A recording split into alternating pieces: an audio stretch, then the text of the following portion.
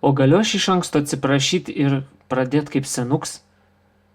Taigi, sveiki draugai, nauja siunta, naujas video, atkeliavo iš saulėtos rytų, atsiprašau senuks, juokauju. Taigi nebereikalo užsisakiau ir aš tokių varžų. Jeigu pamenat, buvo toks video apie simetrinius signalo kabelius, ten kur aš jungiausi savo Technics receiverį ir sakiau, kad va tokių žaisliukų signalo kelyje kol kas mes atsisakom. Tikrai geri indikatoriai, tikrai rekomenduoju. Pasižiūrėkit video apie šiuos indikatorius, kaip aš gaminau paslaptingą dėžutę arba kaip pamatyti garsą. Pasižiūrėkit, kaip aš ją pasidariau. Tuoj paaiškinsiu, kodėl mes negalėjom naudoti šitos dėžutės. Taigi aš preliminariai dabar pavaizduosiu, kas atsitinka. Štai yra receiveris, sakykim taip. Kiekvienas senas hi-fi receiveris turi tunerį tenais savyje, taip. Ir yra pagrindinis įėjimas, taip. Ten pasirenkam su selektorium, ką mes norim. Bet tokie receiveriai dažnai turi, kaip jau jūs matėt, esate tikrai matę, tokią lizdą kaip rec out. Taip, tai yra išėjimas į magnetofoną. Tai va šiuo atveju mūsų Technicsas kaip tik turi tokius perjungiklius į tape 1, į tape 2, kad gautumėm rec out. Ir prijungus prie rec out, sakykim, va, tokio tipo indikatorius, nebūtinai tokius, galima kažką tai ar šviesos muziką kažkokią tai prisijungti. Dažniausiai, va, kaip ir mūsų atveju, šitie indikatoriai turi savyje jau pirminį stiprintuvą. Taip, ir mes iš rec out'o jungiamės jam į pirminį stiprintuvą. Prieš pirminį stiprintuvą čia dar stovi, aišku, potenciometras kokių 10 kilomų. Ir jau viskas. Ir mes čia gaunam signalo kritimą, šio stiprintuvo varža, sakykim, ten yra 200 kilomų kažkur tai. Pagal service katalogą šitas receiveris jau bijo šitos varžos rec out išėjime. Padavus iš rec out signalą į mūsų indikatorių, mūsų garsas akustiniai sistemoj slopsta. Kadangi taip, viskas teisingai pagal komutaciją, iš šaltinio įėjimo jis lygiagrečiai jungiasi su rec out'u ir dar kartą varža krinta šitoj vietoj. Kaipgi mums padaryti, kad dabar aš noriu vis tiek matyti, ką tie indikatoriai rodo, tai tada man reikėtų vėl iš rec out paduoti į savo sukurtą stiprintuvą kažkokį tai ir tik tai iš šito stiprintuvo jau paduoti signalą į indikatorių stiprintuvą. Štai ir iškyla problema. Kaip tą padaryti? Mums reikia iš receiverio paduoti rec out signalą, bet taip, kad signalas išeitų, taip, iš receiverio, bet kad receiveris nematytų, kad prie jo yra prijungtas indikatorius. Yra kitas variantas nuosekliai sujungti kokį nors keraminį, ten sakykim, kad ir 100 nanofaradų sujungim kondensatorių, kad ir 10 nanofaradų. Kas tada bus, mes automatiškai padarom high pass filtrą. Taip krinta mūsų žemi dažniai, indikatorius prie žemų dažnių jau nieko mums neberodys. Va, tai stipriai kris žemas dažnis mūsų. Teisingai kondensatorių sujungus nuosekliai indikatoriaus, taip, jau stiprintuvas mūsų nebereaguoja į šitą signalo kritimą. Bet ką daryti? Ir štai čia mums į pagalbą ateina kas? Taigi man audio entuziastai dabar jau rėkia, jų pirštais bado ir rėkia per ekraną. Sako, ką tu čia darai, reikia šitų krūtinės. Tai mes kaip krūtinę dar vadinam. Tai yra toksai labai paprastas analoginis sprendimas atkirsti va šitai linijai. Kad mes nebematytumėm stiprintuvą, stiprintuvas nematytų indikatoriaus, bet signalas praeitų. Taigi šioj vietoj ir reikalinga mums krūtinė. Arba ne, šitie kaip tie. Žinot kaip, va. Jo, teisingai, va teisingai. Buferis, taip. Šiandien mes gaminsim buferį, audio buferį į signalą. Tai nubėkit dabar įsivirkit kavos, mes čia piešim schemą, kam neįdomu galit truputį prasukt. Verčiam naują lapą ir rašom. Kadangi pas mane šitoj dėžutėje labai daug yra tranzistorių, kuriuos aš jau esu minėjęs, jų nominalas yra BC239B, jie būtent skirti pirminiam stiprintuvam, yra išimti iš senos profesionalios audio aparatūros, labai plačiai buvo naudojami tais laikais, 74 metais. Tai iš jų mes ir darysim audio buferį. Audio buferis tai galima sakyti kaip ir toks jautrus pirminis stiprintuvas.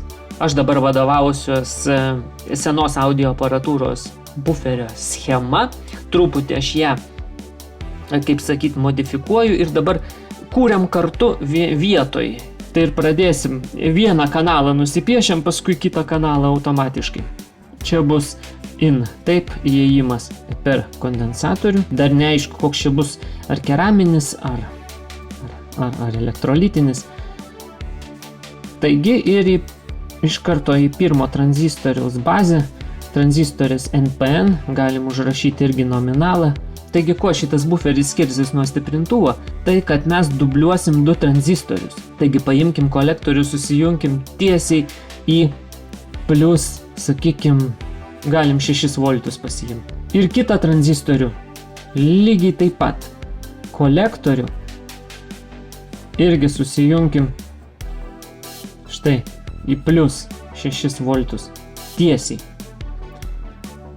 Taigi gausim 2 kaskadus ir mes paimkim tiesiai iš emiterio tada ir vėl į bazę.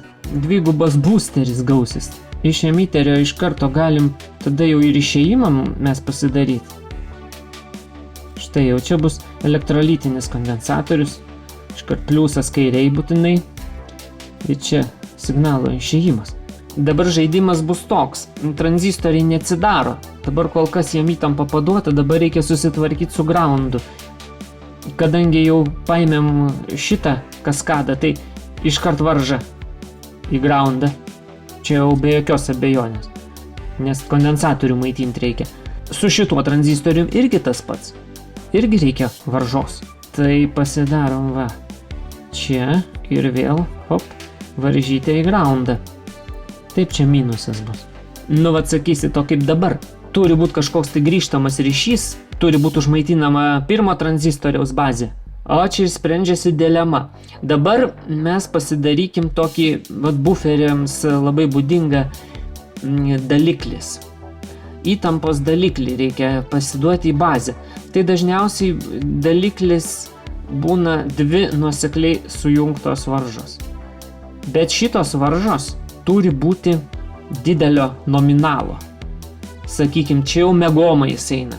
Į bazę visą laik pirmą tranzistoriaus jau nusiteikim, jeigu naudojam didesnę įtampą, 6 voltai, 12 voltų ar dar kažką, nu tai jau be 2 megomų mes neįsiverčiam.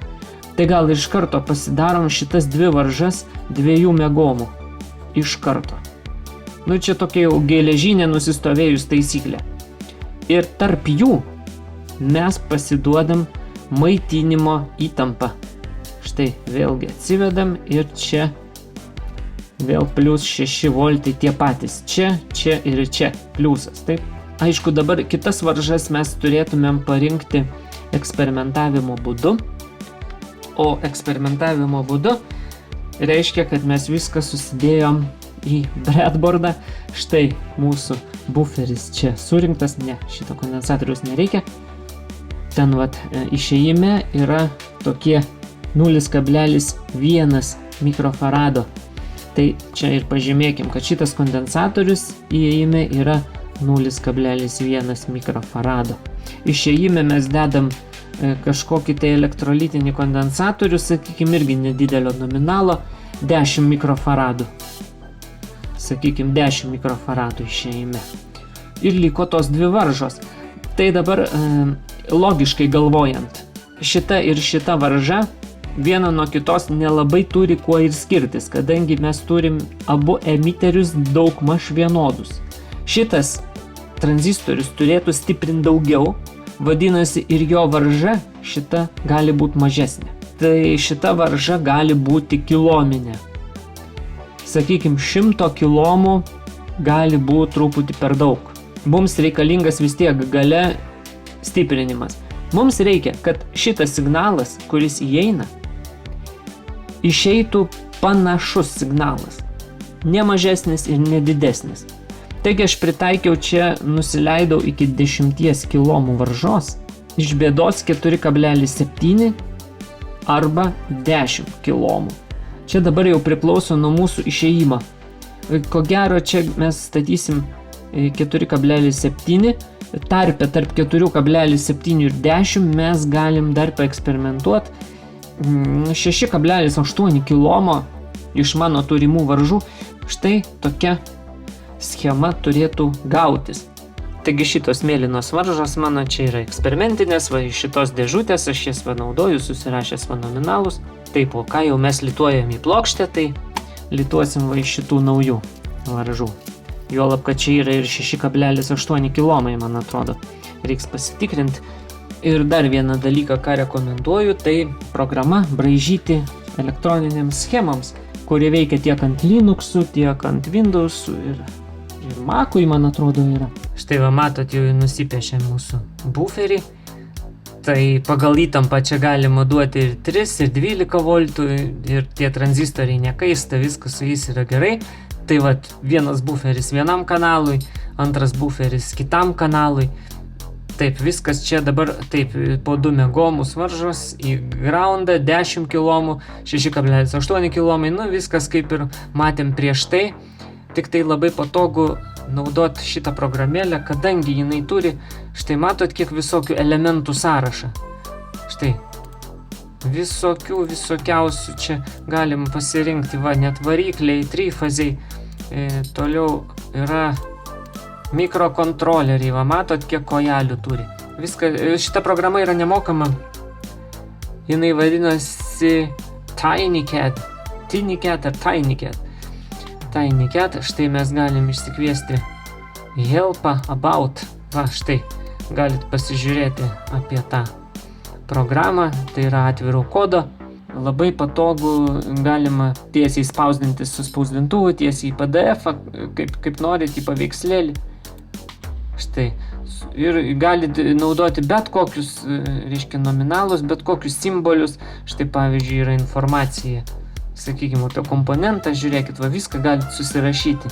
Aš manau, elektronikos mėgėjai tikrai apie šitą programą žino, tai nėra čia ką ir kalbėti, labai nesudėtinga, laidukus, va, paimat, sujungiat, hopt, kiek norit, taškų prisidedat, štai labai patogiai viskas valdosi.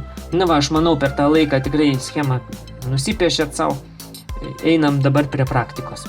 Tai ką, beliko praktinė dalis, turbūt nešamės šitą buferį, prisijungsim dabar prie receiverio, susijungsim su indikatoriais ir va, aš jums dabar pademonstruosiu, kaip elgiasi mūsų receiveris tam tikroj situacijai, kada įjungtas buferis ir kada signalas paduodamas iš rec out tiesiai į indikatorius.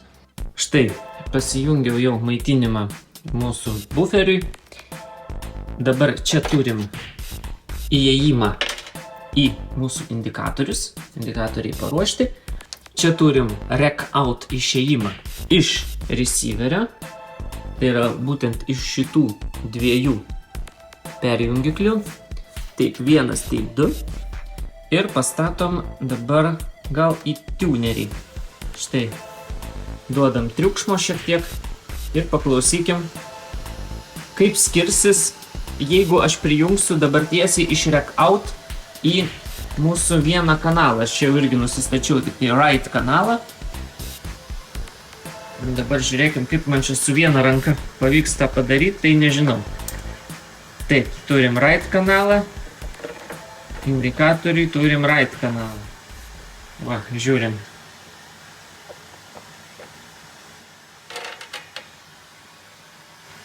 Girdit?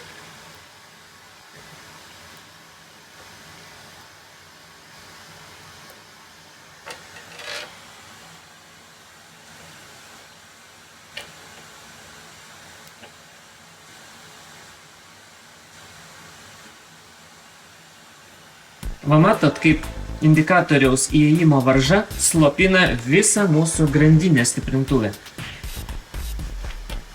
Štai atsijungiam.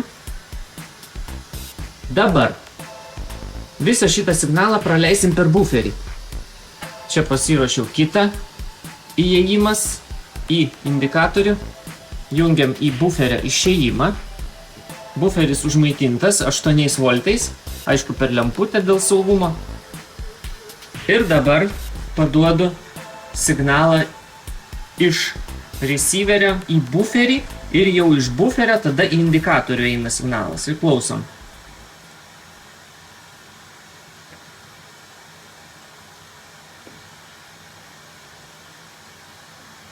Jokių pokyčių, ką indikatorius rodo? Žiūrėkit. O, indikatorius rodo gerai, o garsas nebenusilpsta. Vadinasi, mūsų buferis veikia. Štai, indikatorius rodo, buferis veikia, o dabar atjunkim buferio maitinimą. Štai, atjungiau buferio maitinimą. Indikatorius nieko neberodo, bet garsas nepasikeitė. Štai, ištraukus buferio įėjimą, taip pat garsas nepasikeitė. Tai ką reiškia? Buferis veikia. Tai belieka mums susikonstruoti buferį antram kanalui ir jau galėsim komponentus lituoti plokštę. Aišku, po to dar pasižiūrėsim harmonikas. Ar neatsiranda kokia nors harmonika prie tam tikro dažnio. Aišku, šitą buferį reikės taip pat ekranuotis gerai, kadangi jis veikia jau kaip stiprintuvas. Grįžom atgal į darbastalį, va, surinkau gražiai jau abu kanalus, left-right, iš mūsų naujų varželių, iš saulėtos rytų. Ir dabar atliksim testą, paduosim signalą, stereo signalą ir pasižiūrėsim, kaip tas signalas vaikšto.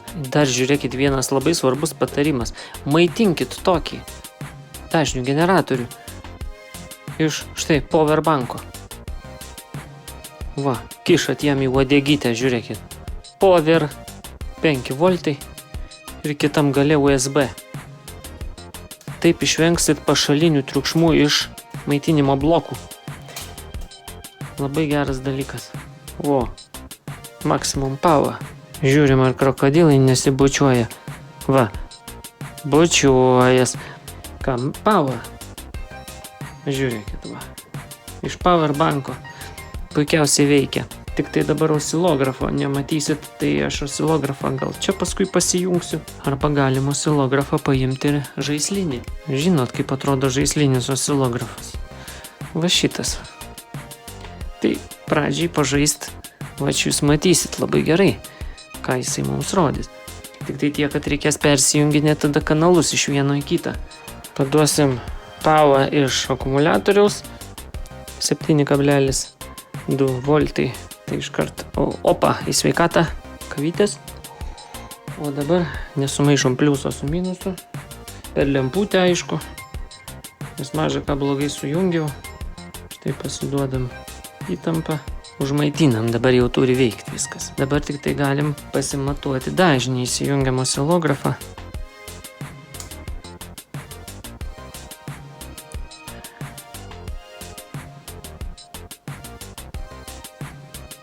Pasistatom gal ant 1 voltą.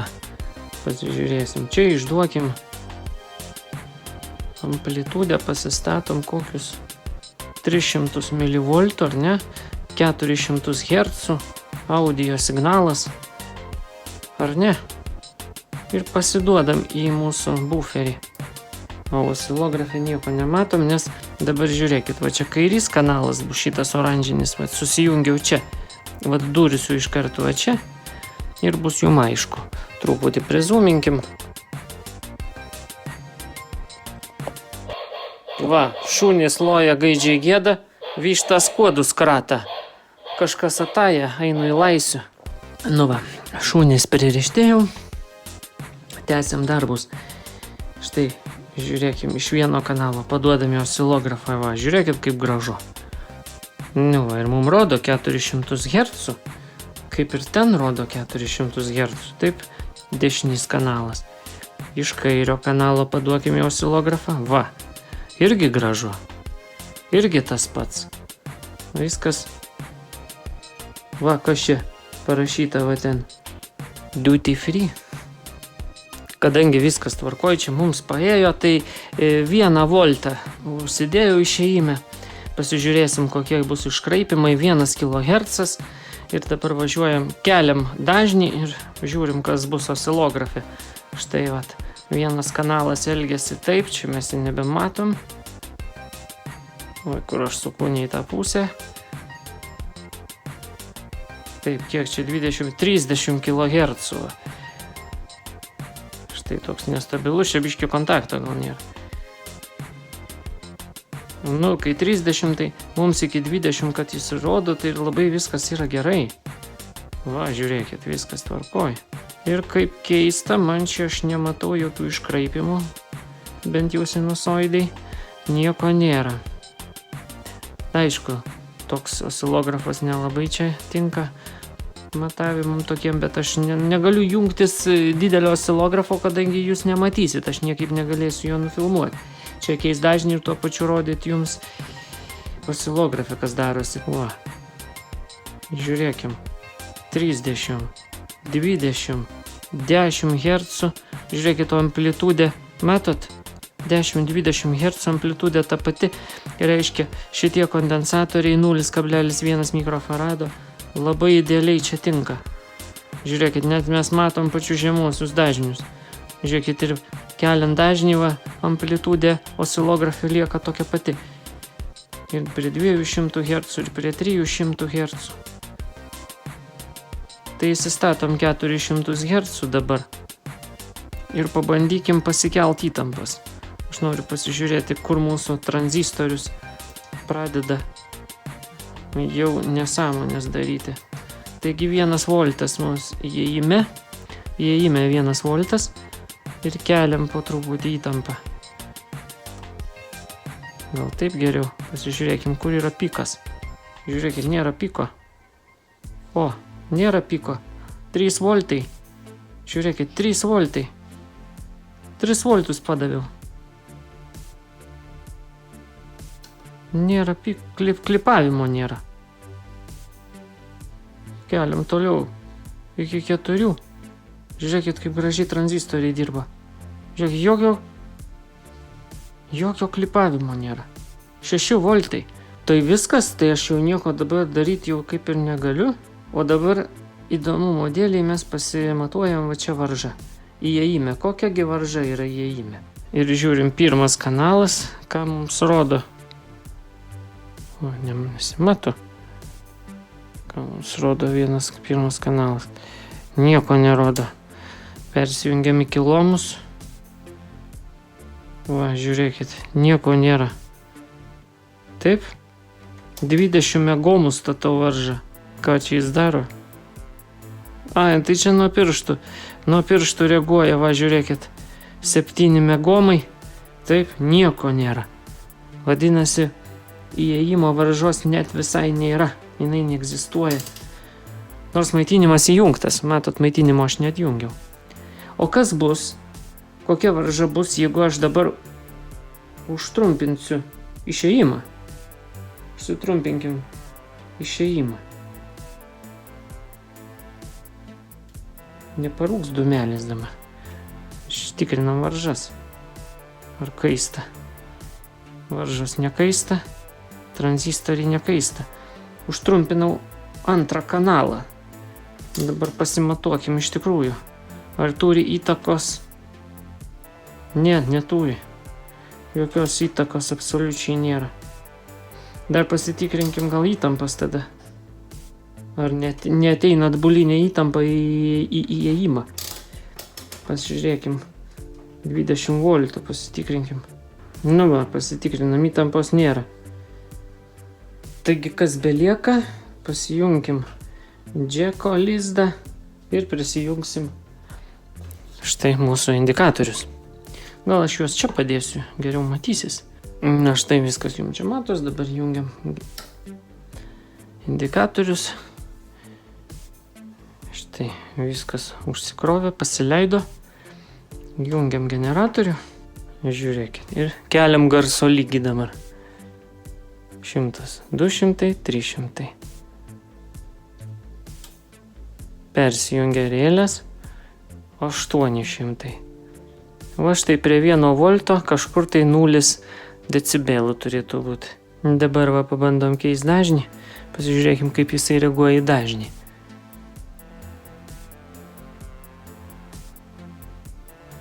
O keičiant dažnį, rodiklės net nejuda. Aišku, po to ten yra potenciometrai, mes galim pasiderinti. Štai 20 kHz, jau daugiau nereikia, indikatorius rodo tą patį. Na va, kaip ir minėjau, 10 Hz. Štai jau kondensatorius mūsų atlieka savo darbą. Jau truputį slopina. Bet mums tiek nereikia. Kaip tik nuo pernelyg žemų dažnių indikatoriai rodo su klaidom. Tikrinam, kas vyksta su tranzistoriais, nieks nekaista, varžos nekaista. Dar būtų gerai pasitikrinkim gal srovę.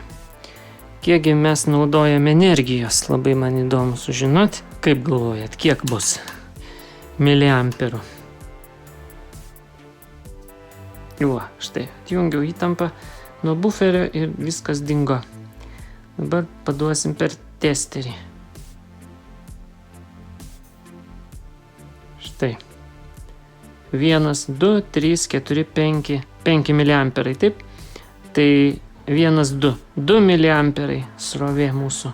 Taip, dabar idėja šitą buferį maitinti šitų indikatorių maitinimo šaltiniu jau po 5 voltų reguliatoriaus. Geriausia nuo stiprintuvo pirminio mikroschemos pasimti maitinimą ir maitinti šitą buferį. Man svarbiausia, kad neprasiskverbtų kur nors triukšmai į mūsų receiverio rec-outą. Nu, kaip aš matau, testas čia visiškai eina į pabaigą. Nieko čia testuoti nebereikia. Prisijunkim, pasižiūrėkim, kokios yra harmonikos ir bus viskas. Dabar parodysim, kas yra viduj indikatorių dėžutėj. Nu tai va, tai driveris va toks va indikatorių yra. Nieko čia ypatingo. Vat modelį, vat matot, galit tokį užsisakyti. Tikrai, sakau, labai gerai veikia. Jau radau, kur čia kas ateina, kas išeina.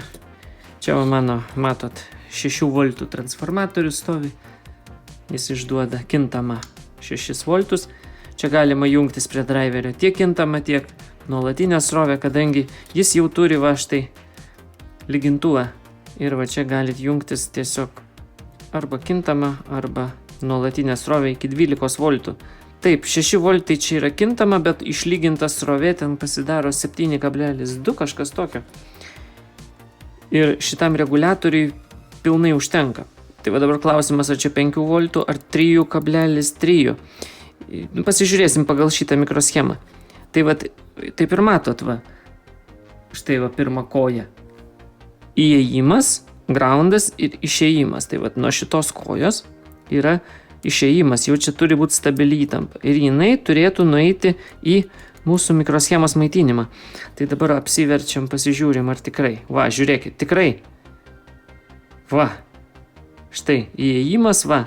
Iš kondensatoriaus, va. Štai, kondensatorius. Tai čia jau ta įtampa, kur eina iš diodų tilto. Va, patenka į 5 voltų reguliatorių, groundas ir štai išėjimas. Va. Į mikroschemą. Va, pirma koja. Pirma koja mikroschemai, tai čia ko gero bus ne pirma, bet o gal ir pirma, arba paskutinė koja. Nu, nesvarbu. Tai čia pasimatuosim įtampas. Ir dabar, va, aš laiduką galiu prisijungti. Va, matot, takelis yra. Va, nuo čia kažkur aš galiu prisijungti. Netgi man nereikia apsiversti, aš galiu va, iš to taško iškart prisilituoti maitinimui. Laiduką išsivesti.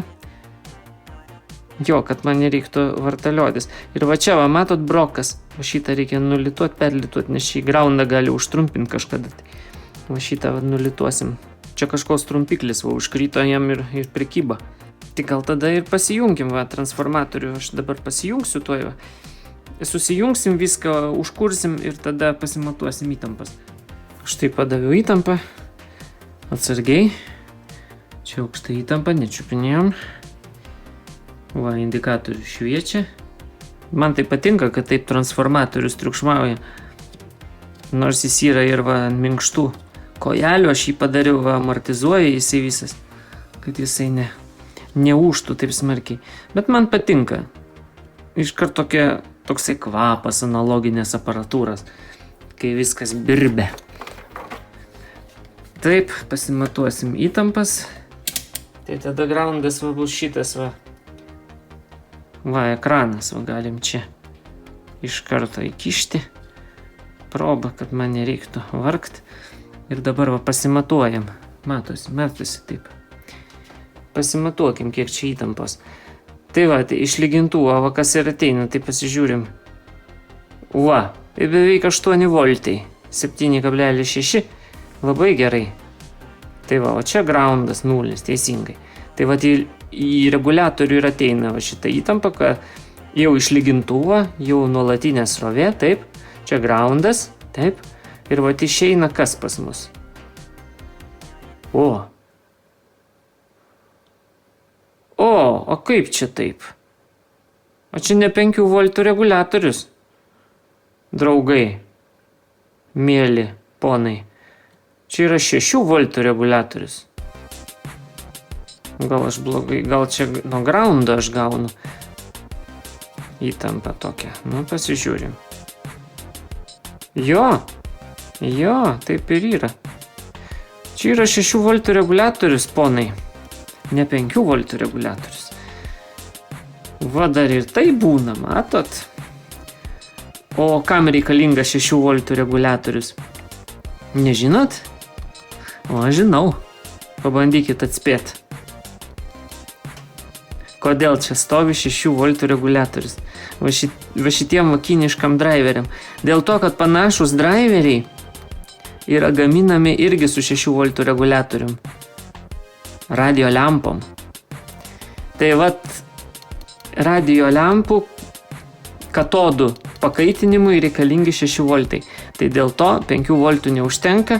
Tai vat yra tokia logiška išvada, kad šitas 6 voltų reguliatorius tinka ir lempiniam schemom. Prisilituoju maitinimai, tada paduosim į buferį. Pasižiūrėsim, tada kokios harmonikos, kokie triukšmai nuo šito maitinimo bloko. Gerai, išjungiam čia, kad negautumėm per nagus. Taigi testams naudosim programą VA, Visual Analyzer 2011. Ir stebim dabar, kas vyksta mūsų garso plokštės įėjime. Triukšmų lygis iki -100 decibelų dabar ir čia yra 40 kHz. Ir kaip matom, garso lygis užtrumpinus abu kanalus -76 decibelai tiek vienam, tiek kitam. Štai dabar į įėjimą buferio pasidaviau signalą iš generatoriaus, kol kas dabar ten yra tyla, sutrumpintas realiai kanalas. Ir dabar tiekiam įtampą buferiui iš šito maitinimo bloko. -60 decibelų triukšmai. Tai mūsų maitinimo blokas triukšmauja ir stipriai ir mūsų buferis labai smarkiai reaguoja. Na, aišku, čia nėra labai kritinis variantas, kadangi indikatoriai mūsų pradeda rodyti tik tai nuo -20. Na, būtų gerai, kad šitų triukšmų nebūtų. Reikėtų dar tada gamintis filtrą. Tai peršasi logiška išvada, kad ko gero aš darysiu buferį šitą maitinamą nuo akumuliatoriaus. Įdėsim į metalinę dėžutę, lygiai taip pat kaip darėm, atsimenat, stiprintuvą ausiniams. Gal užtektų tiesiog palikti tą patį maitinimą ir čia ekranuotis. Štai vėl įjungiau šviesą ir štai vėl pakilo mūsų dažnį. Gerai, tai galim pasitikrinti ką? Mes harmonikas pasitikrinam tada. Kaip tikrinam harmoniką? Žinot, visi jūs viską puikiai žinot. Pasiduosim 1 kHz, štai amplitudė kokiu 500 mV. Pasiduodam, štai pasidavėm, dabar išjungiam apšvietimą, kad man čia kuo mažiau tų harmonikų būtų. Nu, kaip matom, rezultatas visai neblogas, ar ne? Pasikeliu garso plokštės įėjimą tiesiog. Štai, kad mes matytumėm ir amplitudę, Tai aišku, buferis neekranuotas, tai mes matot, visokių trūkdžių išeina. -6 decibelai dabar. Ir štai prie -6, čia kiek harmonikų mes pakeliam. Gal per daug. Žinot ką, pasidarykim, -12 decibelų. Va. -12 decibelų, aišku, čia jūs nematot dešiniai, kas vyksta, fokus. Dešiniai, va, štai dabar matot. Štai dabar matot, kad mes turim va čia va 12 decibelų ir čia 12 decibelų abiejose kanaluose. Žiūrėkit truputį, matot, kas darosi su šita mano kreivė, žalia ir raudona. Lyg tai norėtų būti ne fazė, ar ne? Prie 1 kHz. Tai vat jau toks buferis įrašymo stiprintuvam nelabai tiks, bet kaip indikatoriam tai bus gerai. Reikėtų paminėti, kad mano dabar įėjimas, kanalai yra užtrumpinti. Įėjimas buferio yra užtrumpintas, padalintas į 2. Ir vis tiek kažkur tai per tranzistorius aš gaunu ne fazę. Pasikeitaliot galima tranzistorius, gal čia tranzistoriai taip triukšmauja. Bet vat matot, yra harmonikų. Va, čia harmonika, čia harmonika. Jo, tai vat yra tokių niuansėlių, prie 1 kHz yra harmonikų. Ir dabar mes dirbam ant 24 bitų, 96 kHz. Prie 2, prie 3. Čia kas gaunas. Žiūrėkit, viskas kaip ir vienoda. Tų harmonikų nelabai, eina tos harmonikos. Ir kiek harmonikos tos lenda. -70, va, žiūrėkit, matot, -70 pirma harmonika atsiranda. Tai viskas kaip ir gerai, žinokit, čia nėra baisu. Jo, paskui -70. Jo, viskas tvarkoja, amplitudė graži. Gerai, mes čia su šito buferiu nebevarkim. Tik tai dabar reikia pasižiūrėti, kaip mums sugalvoti kažkokį tai filtriuką čia pastatyti. Nes kaip matom, dabar triukšmų lygis yra -100 decibelų ten apačioj tie triukšmai eina. Tai kaip ir šitie triukšmai neturėtų pakelti indikatorių rodiklių. O mes galim tą pasitikrinti. Galim pasitikrinti. Va štai iš išėjimo tiesiai jungiamės čia. Taip, viskas tvarkoj, groundas paduotas ir indikatorius tie triukšmai visi paduoti. Mano apšvietimas šviečia, bet indikatorius nieko nerodo. Gal šiek tiek pakilo rodiklė. Indikatoriaus jo. O jam vienodai rodo. Žiūrėkit, atjungsiu maitinimą dabar. Va, hop. Atsijungia maitinimas. Žiūrėkit, įsijungia maitinimas. Į tą skylutę, ne į tą įkišau. Va. Hop. Įsijungia maitinimas. Išsijungia. Šiek tiek vos jaučia. Tai dabar koks mūsų planas, tai nusipieškim tada gal filtriuką kažkokį tai maitinimui. Taigi, man atrodo, kad šitą dalį mes pabaigsim taip. Pasijungsim maitinimo filtrą, pasižiūrėsim, kaip reaguoja indikatoriai prie to filtro ir va tada nuspręsim, ką mes galutinai darom. Ar mes maitinam buferį iš visiškai atskiro maitinimo šaltinio, visiškai atskirą padarom iš kažkokio akumuliatoriaus, ar mes vis tik tai leidžiam per maitinimo filtrą ir tada jungiamės vėl prie to paties mūsų 6 V reguliatoriaus. Tai va matot, laiko užima ne kiek surinkimas, ne kiek projektavimas pačio buferio ar ten stiprintuvo, kiek laiko atima pats testavimas. Ir štai dabar jau ir jūs žinote, ką reikia atkreipti dėmesį, vat pasigaminus kažkokį tai stiprintuvėlį, kad vis tik tai reikia atlikti galutinius matavimus ir pasižiūrėti, kaip vaikšto signalas. Aš irgi galėjau viską dabar lituotis į plokštę, o paskui būtų paaiškėję, kad vis tik tai reikalingas maitinimo filtras ir vėl tą plokštę reikėjo būtų perlituot. Tai vat breadboardas mums vėl pagelbėja šiuo atveju. Tai tiek šiandien, nebemazginu jums daugiau pudrų, laukiam antros dalies. Aš sakau iki ir ačiū, kad žiūrėjot. Ate.